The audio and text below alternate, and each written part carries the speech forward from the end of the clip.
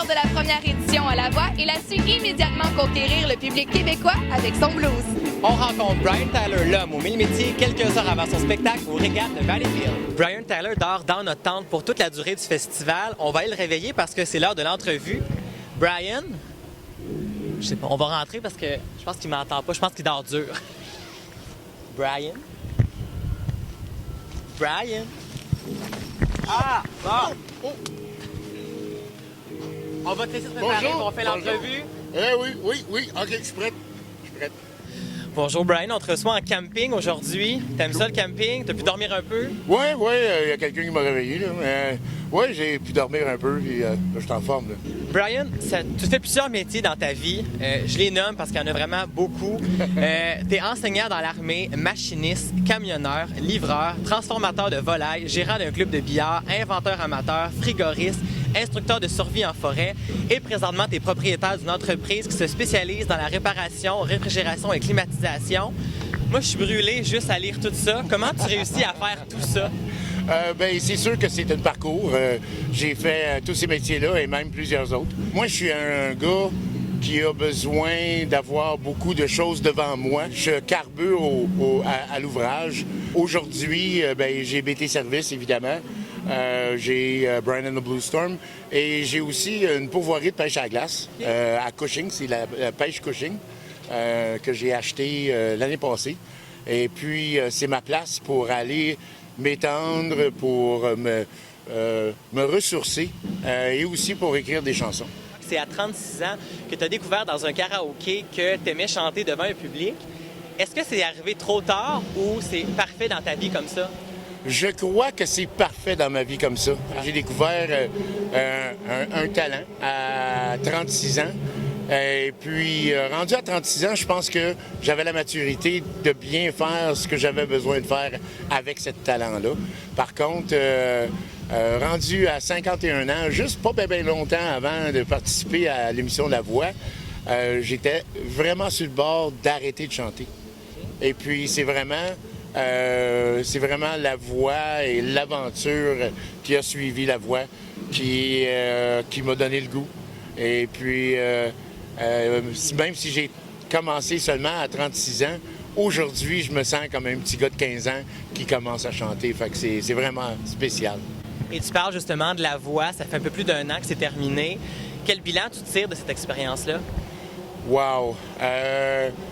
La voix a réussi en 90 secondes de faire ce que j'ai pas pu faire en 16 ans.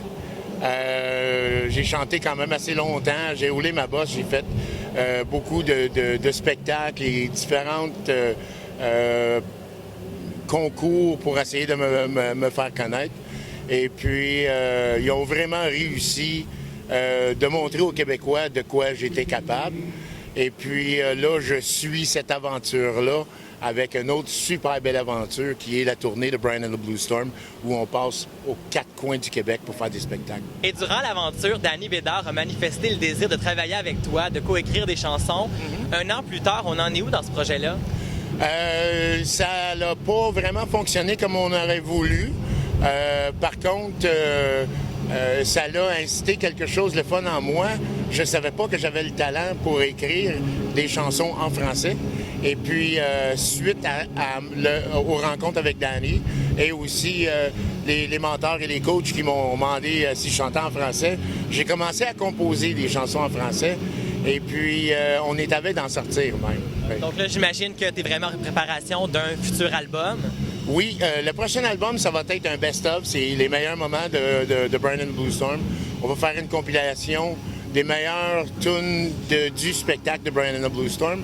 Et l'autre album qui va suivre, on n'est pas encore décidé. Ça va être soit un album en anglais, soit un album en français, ou possiblement un album mélangé, que je vais avoir des pièces anglophones et francophones. T'es un fan de karaoké. C'est quoi la chanson que t'aimes le plus chanter? Wow, je pense que la chanson que j'aime le plus, c'est Endless Love en duo avec une fille qui est capable de la chanter. C'est plate parce que moi, je chante pas très bien. Fait que je te ferai pas subir ça aujourd'hui. Oh! Une chanson blues que t'aimes? Je pense que c'est Back on Track. C'est la pièce titre de mon album. Back on Track, c'est une tune que je l'ai écrite. Puis après avoir écrit cette chanson-là, je regardais la feuille et je dis « Hein? C'est moi qui ai écrit ça? Wow! » Moi, j'ai toujours eu, avant d'être chanteur, j'ai eu un rêve de faire une tournée, d'aller me promener un petit peu partout, à faire des spectacles et tout ça. Puis j'ai écrit cette chanson-là avant même avoir eu une opportunité de le vivre. Et puis, quelques années plus tard, après avoir écrit la chanson, elle est devenue réalité, mais encore plus grand que ce que j'ai décrit dans la chanson. Est-ce que tu pensais un jour vivre ça? Jamais, jamais. Même, je pensais pas vivre ça quand j'ai participé aux prises d'audition de La Voix. J'ai participé aux prises d'audition de La Voix parce que j'avais rien à faire toute cette journée-là. Il y a quelqu'un qui m'a envoyé un message Facebook. Je suis allé pour le trip, pour voir qu'est-ce que c'était, poser des auditions comme ça. Et ils m'ont appelé. Fait que la suite, bien, on la connaît. Brian, on sait que tu as fait plusieurs métiers dans ta vie. Autre que chanteur, c'est quoi le métier que tu as aimé le plus faire? Que j'ai aimé le plus faire, c'était garde du corps. J'ai travaillé comme garde du corps dans les années 90. J'ai fait quelques petits moments pour Céline Dion. Et puis, travailler pour René, c'était spécial. C'est probablement le meilleur boss que j'ai eu à date. Et c'est quoi ça prenait là, pour être un garde du corps? Contrairement aux croyances populaires, ça prend un gars avec une tête sur ses épaules. Les bras, c'est de l'intimidation visuelle de loin. On ne travaille jamais de loin avec le public, ils sont toujours très près. Et puis, pour contrer les problèmes, ça prend des gars qui ont une tête froide et une bonne tête sur les épaules pour essayer de gérer les situations. Un artiste avec lequel tu aimerais chanter un jour? Ginette Renault. Ouais. Ginette Renault. On la regarde, on lui dit, Ginette, t'es avertie. Ginette Renault. Qu'est-ce que t'aimes chez elle? Oh, sa voix! Oh my God! Hey, je donnerais n'importe quoi pour chanter avec Ginette. J'ai passé bien proche. On a fait une émission de télévision à un moment donné ensemble en même temps, en direct de l'univers. Et je lui avais demandé si elle voulait chanter avec moi. Et elle m'a dit oui. Puis ça n'a pas donné parce qu'elle a pogné le contrat pour chanter l'hymne national avec les Canadiens. Mais un jour, je vais chanter avec Ginette. Dans 5 ans, tu te vois où? Dans 5 ans, je me vois en train d'exploiter les marchés extérieurs, l'Europe, les États-Unis. J'aime beaucoup ce qu'on fait, le band, le genre de blues qu'on fait. J'aimerais ça pouvoir aller aux États-Unis et un peu comparer qu'est-ce que nous on fait versus qu'est-ce qu'ils font aux États-Unis. Ça, ce serait un plaisir pour moi. Mais Brian, ça va arriver. Je crois en toi. T'es bon. Bon spectacle ce soir au Régates. Amuse-toi bien avec ton groupe. Et là, c'est maintenant le moment de signer la chaise des artistes. Well, I'm back on track.